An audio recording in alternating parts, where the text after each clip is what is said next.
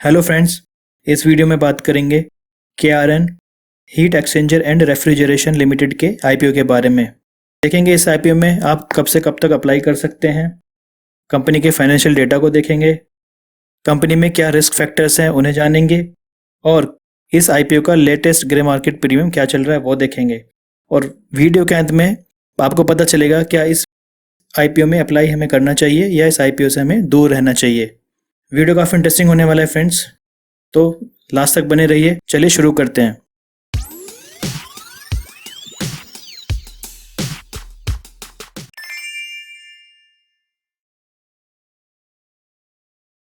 Hello friends, welcome back to your own YouTube channel share बंधु।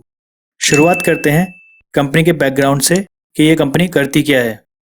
तो friends, ये company fin and tube type के heat exchanger और water coils, condenser coils और evaporator coils बनाने की एक लीडिंग मैन्युफैक्चरर है। ये कॉइल्स कॉपर और एल्यूमिनियम दोनों तरह की बनाती है। इस कंपनी के जो प्रेस्टिजियस कस्टमर्स हैं उसमें Deccan air conditioning India private limited, Schneider electric IT business India private limited, blue star जैसी कंपनियां शामिल हैं। इसके अलावा ये कंपनी अपने प्रोडक्ट्स को बाहर भी एक्सपोर्ट करती है, जैसे कि UAE, America, Italy, Saudi Arabia, Norway, चेक रिपब्लिक, जर्मनी, यूके जैसी कंट्रीज में ये अपने प्रोडक्ट्स को सेल करती है। आगे देख लेते हैं फ्रेंड्स इस आईपीओ की डिटेल्स के बारे में। तो जैसा आपको स्क्रीन पर दिख रहा है, ये आईपीओ स्टार्ट होगा 25 सितंबर से और इसमें आप 27 सितंबर तक अप्लाई कर सकते हैं। कंपनी ने जो यहाँ पर प्राइस बैंड रखा है वो 209 से 220 रुपये पर शेयर का रखा है और एक लॉट में आपको यहाँ पर 65 शेयर्स देखने को मिलेंगे। बहुत छोटा आईपीओ है फ्रेंड्स, लगभग 350 करोड़ के आसपास। यहाँ पे जैसा अगर आप देख रहे हैं तो 341.95 या 342 तक इसको आप प्रिसाइजली बोलें तो 342 करोड़ का ये आईपीओ है, जहाँ पर आपको लगभग 1,55,43,000 शेयर्स आपको यहाँ देखने को मिलेंगे। आगे और डिटेल्स देख लेते हैं फ्रेंड्स। तो जैसा कि आप स्क्रीन पर देख रहे हैं, यहाँ पर जो रिजर्वेशन कंपनी ने रखा है वो क्वालिफाइड इंस्टीट्यूशनल बायर्स के लिए 50% का रिजर्वेशन यहाँ पर रखा है। रिटेल कैटेगरी में ये रिजर्वेशन 35% का है और स्मॉल एंड बिग एचएनआईज के लिए ये लगभग 15% का यहाँ पर कंपनी ने अपने शेयर्स को रिजर्व रखा है। इस कंपनी का जो रजिस्ट्रार है वो big share service private limited है। तो इस आईपीओ में जब भी अलोकेशन होगा तो उसका अलोकेशन स्टेटस आपको big share service private limited की वेबसाइट पर देखने को मिलेगा। इसका लिंक मैं डिस्क्रिप्शन में प्रोवाइड कर दूंगा। आगे बढ़ते हैं फ्रेंड्स। तो जो यहाँ पर लॉट साइज कंपनी ने रखा है, जैसा हमने देखा था, एक लॉट में 65 शेयर हैं और रिटेल कैटेगरी में आप यहाँ पर मिनिमम 1 लॉट और मैक्सिमम 13 लॉट्स आप अप्लाई कर सकते हैं। वहीं स्मॉल एचएनआई कैटेगरीज में मिनिमम 14 लॉट और मैक्सिमम 69 लॉट्स के लिए आप अप्लाई कर सकते हैं। बिग एचएनआईज के लिए मैक्सिमम लॉट साइज यहाँ पर 70 का रखा गया है। चलिए जल्दी से आगे और डिटेल्स देख लेते हैं फ्रेंड्स। तो आईपीओ की टाइमलाइंस की अगर यहाँ पर बात करें तो जैसा आप स्क्रीन पर देख रहे हैं, आईपीओ ओपन होगा 25 सितंबर को। इस आईपीओ में अप्लाई करने की जो आखिरी तारीख है वो 27 सितंबर है। शाम को 5 बजे तक आपको इसका पेमेंट कर देना होगा और जो अलॉटमेंट यहाँ पर आएगा वो 30 सितंबर यानी सोमवार के दिन यहाँ पर आता हुआ दिखेगा। अगर ये आईपीओ आपको अलॉट होता है तो आपके डीमैट अकाउंट में 1 अक्टूबर तक ये शेयर्स क्रेडिट कर दिए जाएंगे, नहीं तो आपका रिफंड प्रोसेस इनिशिएट कर दिया जाएगा। इस आईपीओ की जो लिस्टिंग होगी वो 3 अक्टूबर थर्सडे को होगी, बिकॉज 2 अक्टूबर मार्केट का हॉलीडे होगा। जल्दी से बात कर लेते हैं फ्रेंड्स कंपनी के फाइनेंशियल डेटा के बारे में। तो जैसा कि आपको स्क्रीन पर दिख रहा है, कंपनी के एसेट्स लगातार 3 सालों में यहाँ पर हमें बढ़ते दिख रहे हैं। रिवेन्यू भी यहाँ पर हमें बढ़ता हुआ दिख रहा है, जो कि पॉजिटिव साइन है। और अगर प्रॉफिट की बात करें तो मार्च 2022 से मार्च 2023 तक प्रॉफिट लगभग 3 गुना यहाँ पर हुआ था, लेकिन मार्च 2023 से 2024 तक प्रॉफिट बढ़ा तो है लेकिन उस स्पीड से नहीं जिससे कि 2022 से 2023 में यहाँ पर बढ़ा था। But anyway, company is making profit, तो ये ठीक है। नेटवर्थ की बात करें तो फ्रेंड्स नेटवर्थ भी हमें यहाँ बढ़ती दिख रही है 2022 से 2024 तक। कंपनी के पास बोरिंग्स भी है, कंपनी ने कुछ बोरिंग भी ली हुई है जो कि हमें स्क्रीन पर दिख रही है। मार्च 2022 में ये 22 करोड़ के आसपास थी, जो बढ़कर अब हो चुकी है लगभग 60 करोड़ के आसपास। फ्रेंड्स, जब मैं इस कंपनी का जो रेड हेरिंग डॉक्यूमेंट है जो इन्होंने सेबी को सबमिट किया है आईपीओ लाने से पहले, उसको स्टडी कर रहा था तो मुझे बेसिकली यहाँ पर 3 इंटरनल रिस्क फैक्टर्स मिले जो मुझे लगता है आपके साथ शेयर करने चाहिए। तो जो पहला रिस्क फैक्टर था वो ये था कि इनका जो 70% से ज़्यादा का रिवेन्यू है ना, वो आता है इनके टॉप 10 कस्टमर्स से। तो अगर समहाउ कुछ भी डिले होता है ऑर्डर्स में या फिर ऑर्डर्स कैंसिल होते हैं इनके टॉप 10 कस्टमर्स के द्वारा, तो there is a risk on their business. यहाँ पर इनके बिजनेस पे उसका इम्पैक्ट आता हुआ दिखेगा, क्योंकि इनका जो रिवेन्यू है वो कंसंट्रेटेड है टॉप 10 कस्टमर्स पे। वहीं दूसरा जो रिस्क मुझे लगता है वो ये है कि इनका जो कस्टमर और सप्लायर के साथ रिलेशनशिप है वो उसमें कोई भी लॉन्ग टर्म एग्रीमेंट नहीं है। तो अगर लॉन्ग टर्म एग्रीमेंट नहीं है तो अगर कस्टमर ने किसी और कंपटीटर से प्रोडक्ट लेना शुरू कर दिया तो उसका इम्पैक्ट इनके बिजनेस पे आता हुआ दिखेगा। वहीं इनका लॉन्ग टर्म एग्रीमेंट सप्लायर्स के साथ भी नहीं है और इनके ज़्यादातर सप्लायर्स विदेशी कंपनीज हैं जो कि मलेशिया, वियतनाम और चाइना जैसी कंट्रीज़ में हैं। तो अगर कोई भी डिले किसी भी कारण से, जैसे कि जियोपॉलिटिकल कारण आजकल बहुत ज़्यादा चर्चा में है, किसी भी जियोपॉलिटिकल कारण की वजह से इनके रॉ मटेरियल के सप्लाई में डिले होता है, तो इसका इम्पैक्ट इनकी फाइनल प्रोडक्ट की डिलीवरी पर और बिजनेस पर देखने को मिलेगा। तीसरा जो मुझे सबसे बड़ा रिस्क फैक्टर इस कंपनी के साथ लगता है वो ये कि क्योंकि इनका बिजनेस जो कंसंट्रेटेड है वो टॉप 10 कस्टमर्स पे ही है, तो अगर कस्टमर से इन फ्यूचर इनके जो प्रोडक्ट हैं जो कि एयर कंडीशनिंग और रेफ्रिजरेशन से रिलेटेड हैं वो खुद से ही अब बनाने स्टार्ट कर दिए, तो उसका इम्पैक्ट इनके बिजनेस पर डेफिनेटली देखने को मिलेगा। तो ये कुछ रिस्क थे फ्रेंड जो मुझे इनके रेड हेरिंग डॉक्यूमेंट में देखने को मिले, तो मैंने आपके साथ शेयर कर दिए हैं। जल्दी से आगे और देख लेते हैं हमारे पास और क्या डिटेल्स हैं अवेलेबल हैं। तो बात करेंगे KPIs की, अगर कि क्या ये IPO जो आ रहा है ओवर प्राइस्ड है या फिर सही प्राइस पर आ रहा है, तो इसके लिए देख लेते हैं फ्रेंड्स इनके KPI इंडिकेटर। तो जैसा आप स्क्रीन पर देख रहे हैं फ्रेंड, मार्च 31, 2024 तक का जो डेटा है उसके हिसाब से इनका जो रिटर्न ऑन इक्विटी है वो 40.86 है, या फिर अगर मोटे तौर पर गए तो 41% के आसपास है, जो कि बहुत अच्छा रिटर्न ऑन इक्विटी यहाँ पर है। रिटर्न ऑन कैपिटल एम्प्लॉयड भी यहाँ पर 31% के आसपास हमें दिखता है।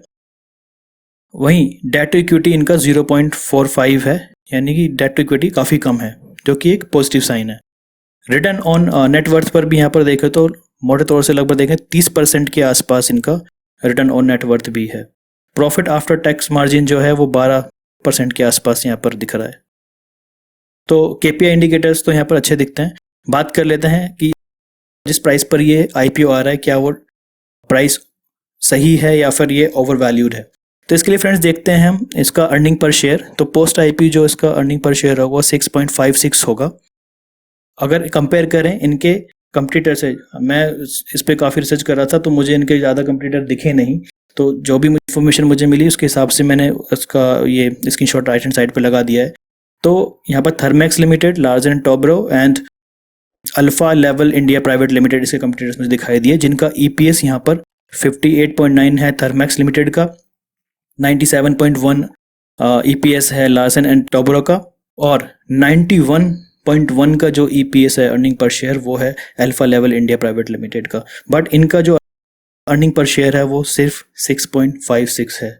ये थोड़ा सा मेरे लिए चिंता का विषय है, क्योंकि इनका जो कंपटीशन है उसके हिसाब से इनका अर्निंग पर शेयर काफ़ी कम है। अगर हम बात करें प्राइस टू अर्निंग रेशियो की, तो इनका प्राइस टू अर्निंग रेशियो है फ्रेंड 33.52, और अगर हम कंपेयर करें इनके पीयर्स से तो हम देखते हैं थर्मैक्स लिमिटेड का जो PE है वो 107 के आसपास है, और वहीं लार्सन एंड टोब्रो का जो PE रेशियो है वो 39.2 है।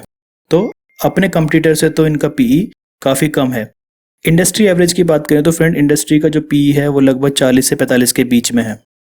तो इस हिसाब से कंपनी का जो IPO का प्राइस है वो तो यहाँ पर डिसेंट है, बट जो अर्निंग पर शेयर है वो थोड़ा सा यहाँ पर कम है। आगे बढ़ते हैं फ्रेंड्स और जल्दी से देख लेते हैं ग्रे मार्केट प्रीमियम करंटली इस IPO का क्या चल रहा है लॉन्च होने से पहले।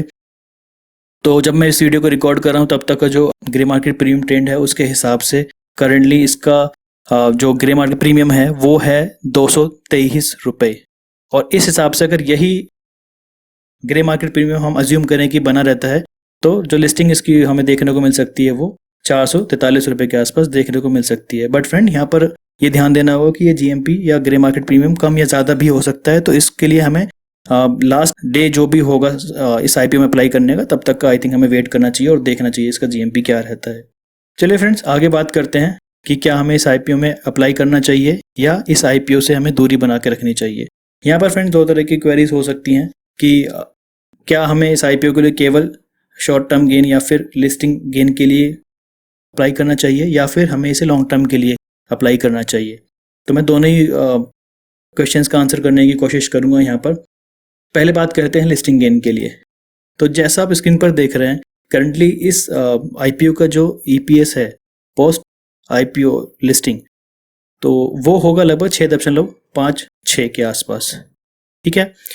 और जो करंट ग्रे मार्केट प्रीमियम है वो है इसका 223 रुपये के आसपास, अगर हम अज्यूम करते हैं यही ग्रे मार्केट प्रीमियम इसका बना रहता है। तो इस हिसाब से जो इसकी एक्सपेक्टेड लिस्टिंग है ना, वो लगभग 443 रुपये के आसपास यहाँ पर देखने को मिलेगी। तो अगर ये 443 के आसपास लिस्ट होता है तो इसका जो पीई हो जाएगा फ्रेंड्स, वो होगा 67 to 68 रुपीज़ के आसपास। और हमने जैसा भी देखा था, इंडस्ट्री का जो पीई है वो 40 से 45 के आसपास हमें देखने को मिल रहा है। तो ये उस टाइम पे काफ़ी ओवर वैल्यूड हमें दिख रहा है, ठीक है। लिस्टिंग गेन के लिए तो मुझे यहाँ थोड़ा सा रिस्क लग रहा है। अगर ये ग्रे मार्केट प्रीमियम कम नहीं होता है तो लिस्टिंग गेन के लिए अप्लाई कर सकते हैं, बट यहाँ पर मेरा सजेशन रहेगा कि आप इस आईपीओ में आखिरी दिन अप्लाई करें, जब आप इसका सब्सक्रिप्शन डेटा को देख लेंगे कि कितना सब्सक्रिप्शन ये आईपीओ होता है और इसका ग्रे मार्केट प्रीमियम को आप देख लेंगे, तब ही इसमें अप्लाई करें। हो सकता है आने वाले टाइम में ये ग्रे मार्केट प्रीमियम ऊपर नीचे हो, तो उस हिसाब से आप अप्लाई कीजिएगा। बात करते हैं फ्रेंड लॉन्ग टर्म इन्वेस्टमेंट की। क्या हम इस आईपीओ में लॉन्ग टर्म इन्वेस्टमेंट के लिए अप्लाई कर सकते हैं? तो इसके लिए ना मुझे एक थोड़ा सा रोचक डेटा मुझे मिला जब मैं इस आईपीओ के लिए सर्च कर रहा था। जैसा कि आप स्क्रीन पे देख रहे हैं, एक कंसल्टिंग फर्म है नेक्स्ट मूव स्ट्रेटजी कंसल्टिंग, इसने कुछ डेटा पब्लिश किया था। तो इसकी जो रिसर्च है उसके हिसाब से 2030 तक यहाँ पर जो इस इंडस्ट्री का हीट एक्सचेंजर मार्केट जो है वो लगभग $3,102 बिलियन की हो जाएगी 2030 तक। और करेंटली जो है 2023 में जो इसका साइज था वो $1,384 बिलियन का था, आप स्क्रीन पर देख पा रहे होंगे। तो जो ओवरऑल ट्रेंड है फ्रेंड, वो हमें यहाँ पर बढ़ता हुआ दिख रहा है। तो लॉन्ग टर्म के लिए तो आप डेफिनेटली इसमें आप चाहे तो अभी अप्लाई कर सकते हैं, चाहे इस प्राइस को उसका जब भी लिस्ट हो जाए आईपीओ उसका प्राइस करेक्ट हो तो तब आप इसमें इन्वेस्टमेंट कर सकते हैं। बट शॉर्ट टर्म गेन के लिए फ्रेंड्स अगेन जैसे मैंने बताया कि आप एक बार ग्रे मार्केट प्रीमियम पर निगाह बनाए रखें और सब्सक्रिप्शन डेटा को भी देखते रहें। अगर सब्सक्रिप्शन ये अच्छा आता है और ग्रे मार्केट प्रीमियम भी अच्छा बना रहता है तो डेफिनेटली आप लिस्टिंग गेन के लिए भी इसमें अप्लाई कर सकते हैं। लॉन्ग टर्म के लिए तो डेफिनेटली जैसा डेटा सजेस्ट कर रहा है, फ्यूचर इस इंडस्ट्री का ब्राइट ही है। बाकी जैसा हमने रिस्क फैक्टर्स में देखा था, तो इस कंपनी के जो सप्लायर्स हैं मेनली वो ओवरसीज सप्लायर्स हैं। तो अगर कुछ भी जियोपॉलिटिकल रीजन की वजह से कुछ उठापटक अगर होती है तब इस कंपनी में कुछ इश्यूज आते हैं हमें दिखेंगे, अदरवाइज आप इसमें लॉन्ग टर्म अप्लाई कर सकते हैं। तो ये था friends video KRN heat exchangers के आईपीओ को लेकर। उम्मीद है आपको वीडियो पसंद आया होगा। अगर वीडियो पसंद आया तो प्लीज़ वीडियो को लाइक करें और फ्रेंड्स के साथ शेयर करें। और फ्रेंड्स अगर आपने अभी तक चैनल को सब्सक्राइब नहीं किया है तो प्लीज़ चैनल को सब्सक्राइब करें। मिलते हैं अगले वीडियो में। Thank you very much for your time. Bye bye. जय